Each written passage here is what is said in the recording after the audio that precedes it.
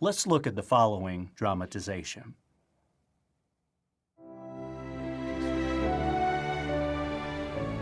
And later on, when things got even more intense, that's when our peace was really put to the test. Yeah, but Tim, you always found a way to keep us positive. Well, I learned a lot about that from my better half. Amy's always had a way of bringing people together. For example, just before the pandemic, there were these two pioneer sisters in our congregation. Becky was energetic, industrious, and fearless in her ministry. And Lena, experienced, self-sacrificing, and such a good Bible teacher. But they didn't exactly get along.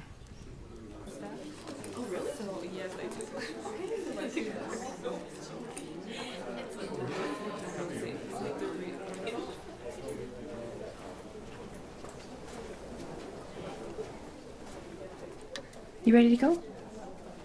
Are you okay? It's Becky. She's just such a phantom pioneer. We never see her. I'm sorry, but she just needs to be more serious about her ministry. Well, she's been doing metro witnessing and... I know, and LDC too, right? She does plumbing? Concrete. She does have a lot of energy.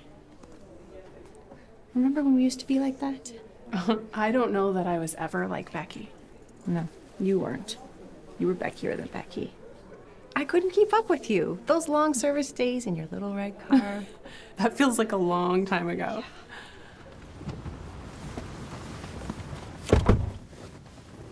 You know, Becky reminds me a lot of you. I mean, both of us. 20 years ago.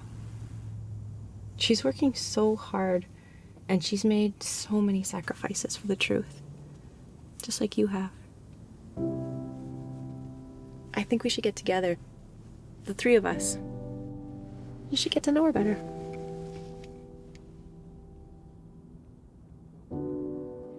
The next week, I had them both over to the house. And the more those two got to know each other, the closer they became. You know that proverb, the tongue of the wise is a healing? Amy taught me what that verse really means. Okay, everyone out.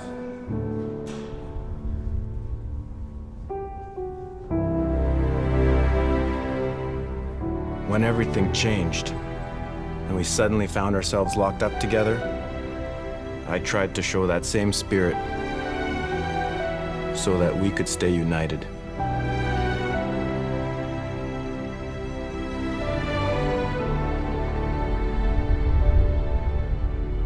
And with Jehovah's help, we did. It wouldn't be a Jehovah's Witness convention without a massive dose of persecution porn, would it? And that's exactly what we're going to get more of as this series of dramatizations unfolds. The governing body needs Jehovah's Witnesses to feel threatened. They need followers to feel as though they are on the brink of this great tribulation where the authorities come for them, where they become public enemy number one. If Tibor is gracious, I think it's worth revisiting this piece of artwork from the Pure Worship book, which I just find hilarious.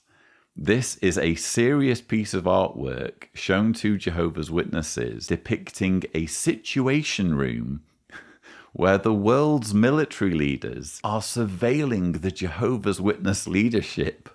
They have monitors there with Warwick Bethel, with Samuel Hurd on JW Broadcasting.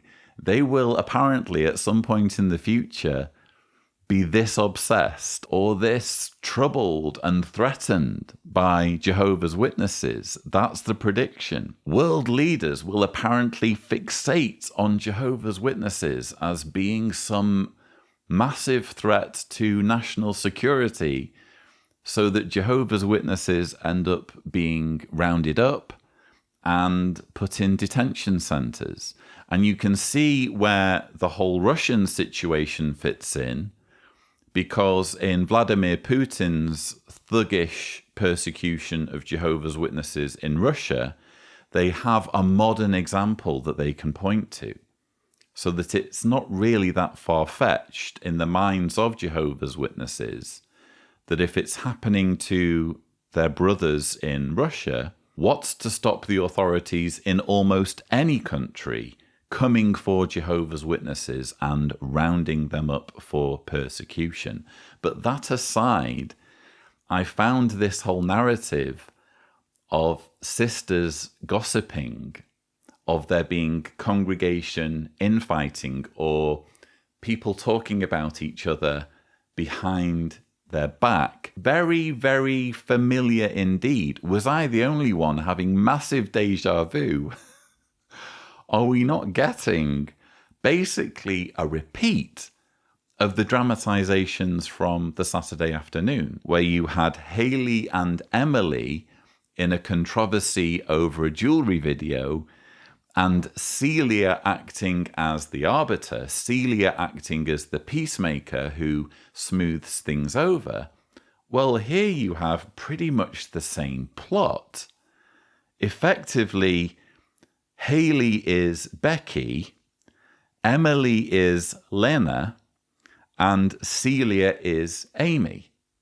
Just the same situation. And I have to wonder at this point, are they even trying to make the material in this convention flow well? You know, where's the forethought? Where's the planning? Where's the real writing in this convention if they have to recycle a story that they have literally only just covered in the previous convention session? I'm genuinely bewildered. This is supposed to be, let's remember, an organization being led by God's Holy Spirit with the very finest spiritual food for Jehovah's Witnesses to banquet on, to feast on. And yet they're getting a repeat of the same situation. And as I mentioned earlier, all this is doing is reminding Jehovah's Witnesses of how flawed their organization is. Because clearly the governing body has identified a problem of lack of harmony in the congregations, of gossiping, of infighting, of Jehovah's Witnesses not being loving towards each other. They could have dealt with it in just one series of dramatizations.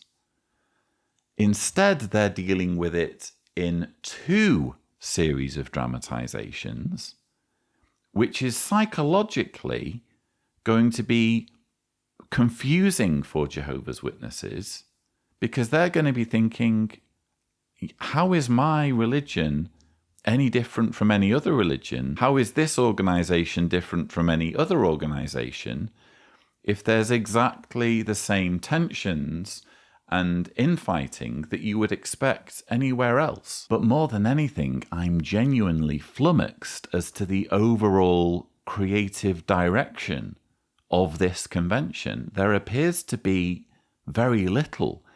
It's like the left hand doesn't know what the right hand is doing.